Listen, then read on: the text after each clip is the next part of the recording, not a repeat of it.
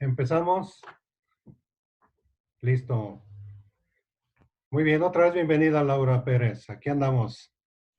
La materia de hoy, ¿cómo dijimos que se llamaba?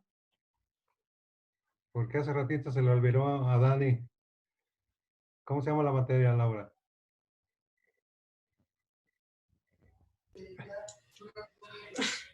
Ahí voy. ¿Cómo? Textos literarios 2.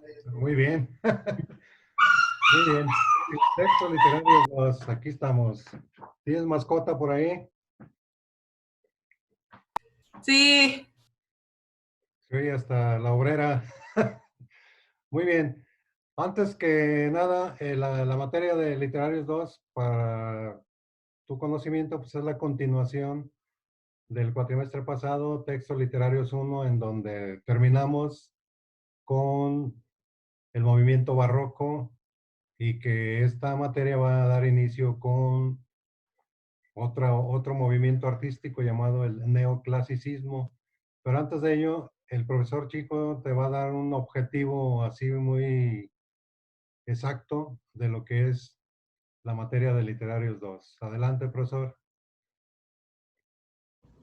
Bueno, el objetivo de la materia es que tú conozcas a través de algunas ideas importantes de la historia de la literatura este arte y puedas a partir de ello tener elementos para apreciarlo y sobre todo ampliar tu cultura general y entender que la literatura es la otra cara junto con el arte, la filosofía, todas estas materias, es la otra cara de la humanidad.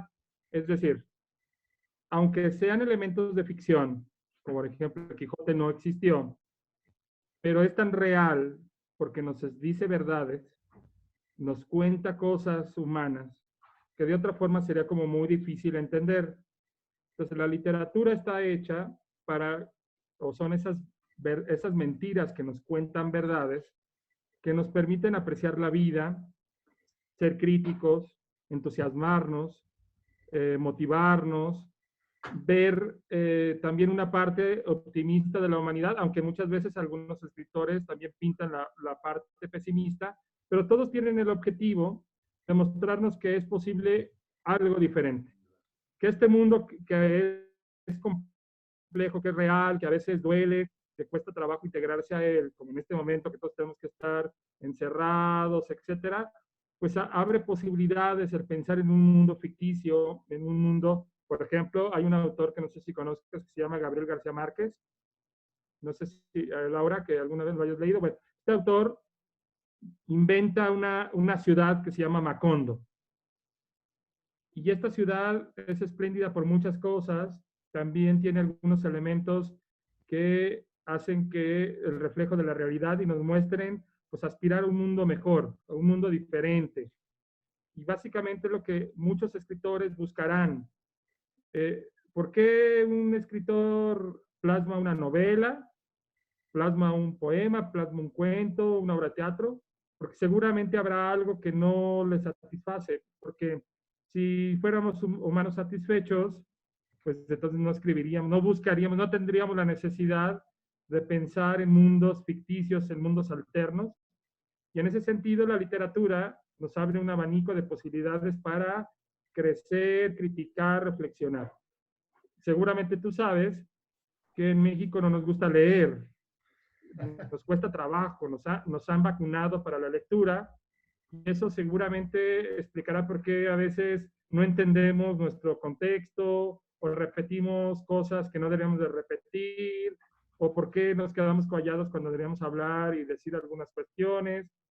Si fuéramos un pueblo con mayor lectura, con mayor reflexión, seguramente levantaríamos la voz o buscaríamos que a lo mejor hay cosas que no podemos cambiar, pero veríamos o trataríamos de tener una mejor calidad de vida, aunque con las pocas posibilidades económicas, sociales, además que tenemos. Entonces, la literatura es todo este abanico, y no solamente la literatura, sino la música, la danza, la arquitectura, el cine, la misma filosofía, que abren posibilidades de ver un mundo diferente, la posibilidad de cambiar las cosas, de no estar satisfechos. ¿No es cierto, profesor Vilchis? Así es. También la literatura es una combinación muy acertada de historia con fantasía. Es decir, es una historia, pero embellecida con un lenguaje escogido, selecto, con palabras que se agrupan en lo que se llama figuras retóricas, ¿sí? Para darle elegancia, belleza a los escritos, ¿no? Esa es la diferencia entre una de las diferencias entre la historia y la literatura. La historia nos da datos, hechos concretos y hasta ahí. Y la literatura esos datos los embellece, los adorna, los profundiza y le crea en el lector una realidad que está él viviendo, sintiendo en su mente, echa a volar la imaginación y hace que un buen autor hace que el lector se imagine con más o menos exactitud lo que está leyendo, lo que está describiendo el autor.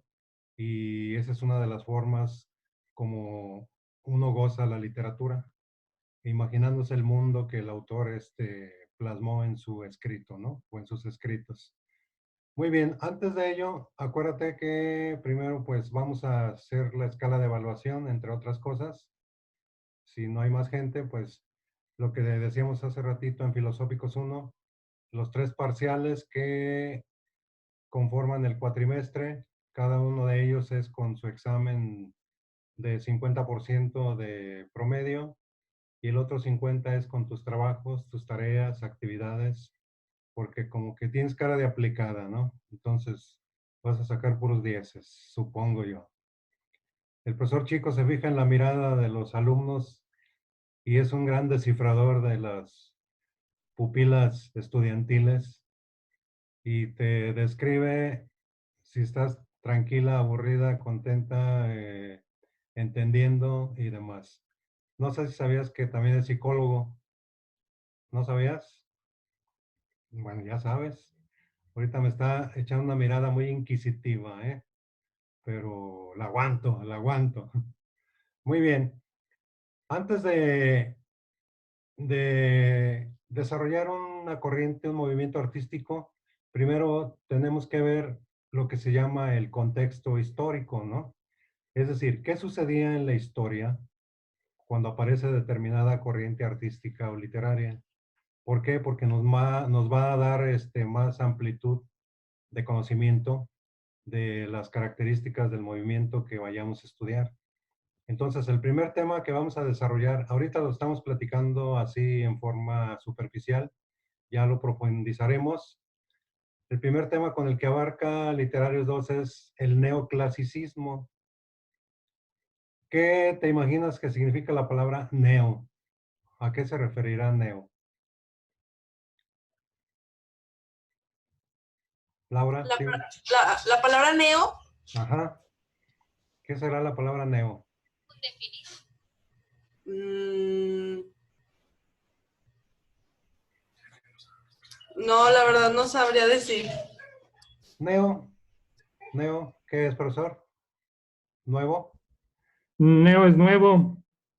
Entonces serían los nuevos clásicos, neoclasicismo. Bueno, primero vamos a ubicarnos.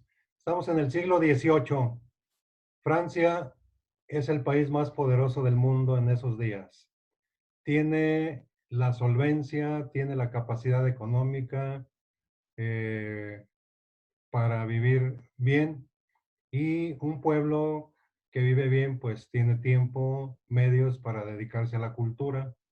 Entonces Francia, como era el país más poderoso, se dedica también a generar cultura, arte en sus más variadas manifestaciones. La historia nos dice que es la época de las llamadas monarquías absolutas. Se llama así porque en aquellos ayeres el que gobernaba era el monarca, era un rey, y absoluto porque él era el que tomaba las decisiones primordiales y generalmente pues únicas, ¿no? Él era por eso se llamaban monarcas absolutos. En la época de los Luises, en la Francia, rey Luis XIV, XV, etcétera, 14 y medio y todos esos, ¿no? Entonces Francia vive un momento de esplendor. Al siglo XVIII también se le conoce con otros dos nombres. ¿No te acuerdas, según la historia, cómo se llamaba ese siglo? ¿Qué otros nombres recibía? ¿No? Uno de ellos es el siglo de las luces o también el siglo de la ilustración. ¿Por qué? Porque en ese momento hubo una gran cantidad de pensadores, de intelectuales, que se dieron a la tarea de profundizar, de organizar el conocimiento y todo lo sometían a la razón, al método científico, porque por ahí andaba un señor que se llamaba René Descartes, que desarrolla una filosofía llamada racionalismo, donde la palabra clave para el conocimiento era la duda, una duda que le llamaban duda sistemática, dudar de todo, no tomar el conocimiento como viniera, sino someterlo a un análisis a la luz de la razón. Por eso se llamó también el siglo de las luces. Y como esa gente era muy preparada, muy ilustrada, también se le llamó el siglo de la ilustración. Luego, estos autores, estos intelectuales se dieron a la tarea de recabar, de organizar el conocimiento a manera de una enciclopedia como las que conocemos comúnmente, ¿no? Que están divididas en tomos. Por eso también a esta época se le llamó el enciclopedismo. Y a los autores eran pues los enciclopedistas, D'Alembert, Diderot, Voltaire, eran grandes autores, pero también desarrollaron ideas muy avanzadas, se les llamaba ideas republicanas. Muchas de estas ideas se importaron, se trajeron de Inglaterra. Inglaterra era un país muy abierto a las ideas, por eso dio grandes pensadores en todos los tiempos, la Inglaterra de aquellos días. Y Voltaire como vivió en Inglaterra, llevó muchas ideas a la Francia y muchas ideas de estas cristalizaron o dieron como resultado un movimiento que repercutió a nivel mundial que se llamó la Revolución Francesa. Entonces, fue la época de los ilustrados. Profesor, ¿alguna idea? Sí, la cuestión de esta misma uso de la razón, el voltear a ver al mundo clásico, al mundo griego, sobre todo al mundo romano, les marcaba pautas muy de reglas, que sería la otra característica que tiene esta época. La razón dicta reglas para darle orden a la realidad. Entonces los escritores ilustrados o los escritores del neoclasicismo lo que buscan es imponer orden para poder plasmar la realidad. Entonces ya el profesor en las siguientes charlas te hablará que había reglas para escribir obras de teatro, reglas muy estrictas para escribir un poema, reglas para escribir una novela, por ejemplo, cuántos actos había una obra de teatro, qué hacer en cada acto. Es decir, es un momento histórico, como bien lo decía al principio, hay una relación entre el arte, en particular en este caso la literatura, y su contexto histórico. Van muchas veces de la mano, algunas veces la historia va un paso adelante y el arte va detrás, y otras veces al revés, el arte va un poquito adelante y la historia parece que va un poquito detrás. Es decir, el arte parece que va prediciendo lo que va a pasar, cuando realmente lo que sucede es que nos va avisando de cosas que a veces no podemos ver de forma tan clara. Y esto a través de grandes genios, como nos lo va a mostrar el profesor, como lo vas a ver a lo largo del cuatrimestre, que han sido grandes escritores que con sus obras han plasmado lo que somos, lo que fuimos o lo que vamos a hacer como humanidad. Y en este sentido, en el clasicismo tiene este afán de poner reglas y por lo mismo, como hay la razón es la que dicta las cosas, lo que ellos buscan en su gran mayoría de las veces es educar, que la literatura sirva para darnos cuenta de los valores humanos, que era mucho de las ideas ilustradas, de la libertad, de si somos esclavos o no, de cómo educar, de cómo convivir unos con otros. de la posibilidad de los conceptos de nación, porque también es un concepto muy importante en el neoclasicismo, por lo mismo de la ilustración, hablar de los conceptos de nacionalismo y una serie de ideas que por ahí vas a estar revisando con el profesor. Sobre todo una crítica social profunda. Muchas de las Yes. obras, de las novelas, de los cuentos de esta época son, están llenas de una crítica social. ¿No es cierto, profesor? Muy bien, muy bien. Una idea excelente que dijo el profesor fue que el arte va comúnmente hacia adelante y para asombro nuestro hay autores que se han adelantado hasta 100 años a su época. ¿Y qué pasa con ellos? Se les tilda de locos, de herejes, de utópicos, de gente fuera de la realidad, pero llevan un adelanto tal que no encajan en la época de su tiempo. Entonces, esto se ve comúnmente en el mundo del arte, incluso de la misma ciencia, ¿no? Los científicos locos que después se transforman en sabios de veneración porque fueron entendidas sus ideas, ¿no? Volviendo al neoclasicismo, estos autores se llaman así porque en la época antigua, en la época clásica que se llama, hubo dos grandes culturas. Una fue la cultura griega y la otra la cultura romana. La cultura griega moldeó, creó, estructuró la llamada cultura occidental, que es a la que nosotros pertenecemos.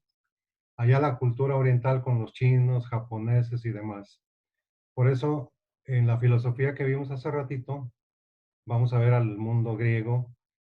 Gracias a los griegos nosotros pensamos de esa manera, hacemos política, matemática, ciencia, arte, con la influencia profunda que nos dejaron los griegos y los romanos que conquistaron a Grecia, nada más que Grecia los conquistó culturalmente a los romanos.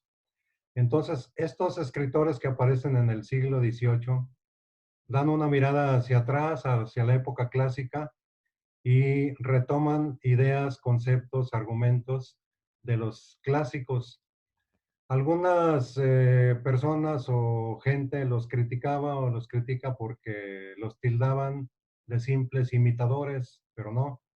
Ellos también aportaron mucho con su creatividad, su innovación. Simplemente tomaron como modelo estos grandes autores, por ejemplo, Homero, como, Virgilio, Horacio, Petronio, que eran autores de la época llamada clásica. Entonces, en el siglo XVIII, estos autores voltean hacia atrás, empiezan a fundar academias, liceos, círculos literarios, donde se reunían los autores a leer sus poemas recientes, fragmentos de sus obras. Y aquí el vehículo más importante para transmitir ideas y todo este tipo de conceptos, ya lo había dicho el profesor, es el teatro. A través del teatro se buscaba, vamos a decir, fomentar en el individuo la, el orden, la paz, la tranquilidad. Y a través de las obras de teatro se transmitían mensajes que llegaban a la gente porque ya ciertos sectores de la monarquía se daban cuenta que había mucha inquietud que, como lo vimos, generó en la Revolución Francesa. Entonces, a través del teatro se intentaba generar la paz, la tranquilidad, no hay nada malo, todo está tranquilo, todo está en orden, pero lo que no estaba en orden eran las grandes diferencias económicas y sociales que había en ese tiempo y que provocaban esta inquietud. Es cierto lo que dice el profesor también de que un escritor, un autor que no se sujetara a las normas, reglas que estaban establecidas para escribir, era un mal autor, no era digno de, estaba fuera de los buenos porque no se sujetaba a las reglas clásicas que debían seguir estos autores. También señaló el profesor que una de las ideas básicas, características, era educar. A este tipo de literatura se le llama literatura didáctica. Laura, ¿te acuerdas qué es una fábula? ¿No te acuerdas?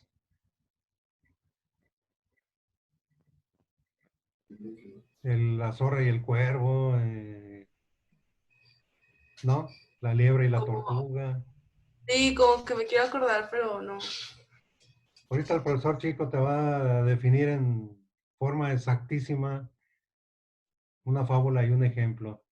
Y cómo termina una fábula, que esa es una característica primordial. ¿Verdad, profesor?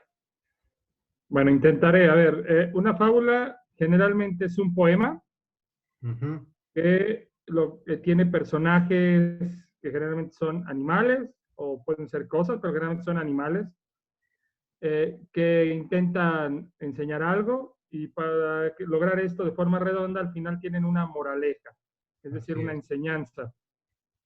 ¿Me Moral. equivoqué o estoy bien? Sí, sí, sí. Ahí está la clave. Una enseñanza, dejar una enseñanza de carácter moral. La moral es lo relativo a las buenas costumbres. Entonces, esta serie de escritos o de géneros, subgéneros, vienen también de la antigüedad. La fábula la escribían mucho en la época clásica con grandes autores como Fedro, Esopo, que son los máximos, y se retoma la fábula para concientizar a la gente, enseñarle. Era un teatro didáctico. El teatro ha sido decíamos, un arma, un instrumento, un vehículo para moldear a la gente en esa sociedad, ¿no? Por ejemplo, cuando llegan los españoles a México, para evangelizar de una manera masiva y sin broncas, sin problemas a los indígenas, se utilizó el teatro, el famoso teatro evangélico, teatro misionero. A través del teatro, los frailes, sin armas, entre diversión y seriedad, lograron convertir a la fe católica a la gran mayoría de indígenas a través de esa arma que no se ve tan peligrosa, pero que penetra profundamente como ahorita la televisión, la internet, y en aquellos días era el teatro, ¿no? Y a través del teatro, los autores neoclásicos daban a conocer sus obras. Y un movimiento no queda estancado, se extiende, ¿no? Entonces el neoclasicismo se extendió por varios países de Europa y mucho tiempo después va llegando aquí a América, dadas las grandes distancias y los medios de comunicación que no eran tan avanzados como hoy día, los medios de transporte, pero sí llega aquí a México este tipo de corrientes que también aquí dieron buenos resultados, ¿no? Entonces, concretizando, el movimiento neoclásico surge en Francia en el siglo XVIII, tiene como antecedentes una serie de personajes que se llamaron ilustrados, eran intelectuales, artistas, que con sus ideas fueron moldeando la sociedad de su tiempo y que gracias a esas ideas también se dieron grandes cambios en la sociedad. El cambio más importante o el movimiento más importante fue el de la Revolución Francesa, que por cierto fue base también de muchos cambios en otros países y también de las constituciones políticas de determinados países también. ¿Cierto, profesor? Así es, toda la cuestión ilustrada se vuelve el centro de los movimientos para la liberación y las ideas de libertad, de igualdad, democracia, que son fundamentales. Por eso es que hay una relación directa entre estas ideas, la literatura, las obras de teatro, dictar las buenas costumbres por un lado, pero también por el otro lado, la razón que nos diga realmente qué es lo que nos conviene, eh, cambiar el mundo. Todas estas ideas forman parte de este periodo. Así es. Por ejemplo, nuestra constitución política tiene muchos argumentos de las ideas de la Francia. La constitución política de otros países también tiene, por ejemplo, el primer artículo de nuestra constitución dice que el hombre, cuando nace en nuestro territorio, nace libre ya por definición, no es esclavo. Y acuérdate, el lema de la Revolución Francesa era libertad, igualdad y fraternidad, ¿no? Entonces, las ideas no se quedan en un tiempo determinado. Se expanden, se combinan después con otras ideas que van a generar otro tipo de movimientos, ¿no? Una vez que termina el movimiento neoclásico, va a aparecer otro que también vamos a estudiar y que hace que la literatura siga avanzando, avanzando. Ahora, hubo grandes autores muy importantes en el mundo de la literatura neoclásica. Principalmente fue en el teatro, en la fábula, porque cada movimiento artístico tiene una forma de expresión muy peculiar. Hay otros movimientos en los que destaca la poesía, como en el modernismo, la novela, como en la época realista que vamos a ver. Y aquí en el neoclásico, pues es el teatro. Y Francia da grandes autores en el mundo del teatro, algunos muy formales, otros muy perseguidos también por sus ideas. Por ejemplo, tenemos a Jean-Baptiste Poquelin, conocido mejor como Molière.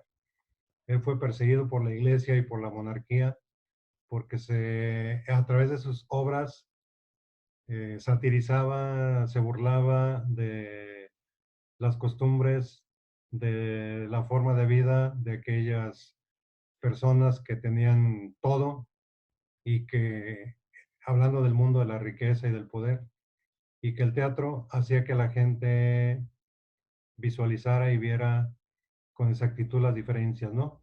Porque en épocas pasadas no creas que es como hoy día.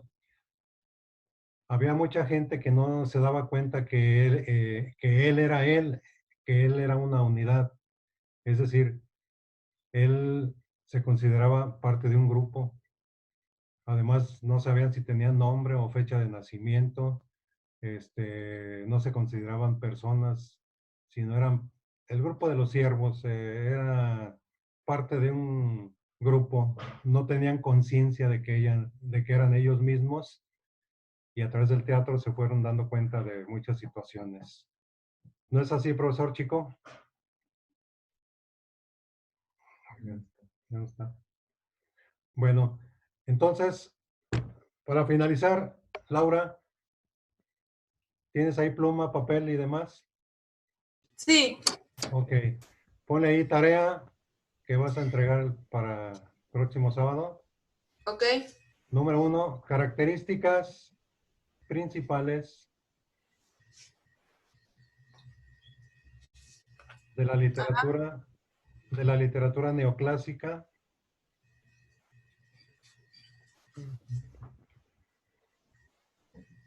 Ajá. Y número 2, escribe 3 biografías de autores neoclásicos. 3 biografías de escritores neoclásicos. Ok. Y con esto finalizamos. Esperemos que haya más personas. Profe Vilchis, Yo, ¿se acuerda de mí o no? nomás de los dedos. Mi hermana, esta cabezona. Déjala, está en clase. Nos vemos, profe. Gusto Adiós. saludarlo. Igualmente, Nos vemos. sale. Entonces, ¿está claro, Laura? ¿La tarea? Sí, otra duda, una duda. ¿Nos va Ajá. a habilitar la plataforma para subir la tarea? Sí, sí, sí. ¿No la Sí. has abierto? No. Sí, sí, abierta la plataforma, pero... Sí, ahí en el foro y en las tareas y demás. La vamos a habilitar. ¿Sí? Ok, sí, está bien. Bueno, ¿algo más? Sería todo. Ok, entonces con esto finalizamos y feliz sábado y nos vemos la Igualmente. próxima. Gracias.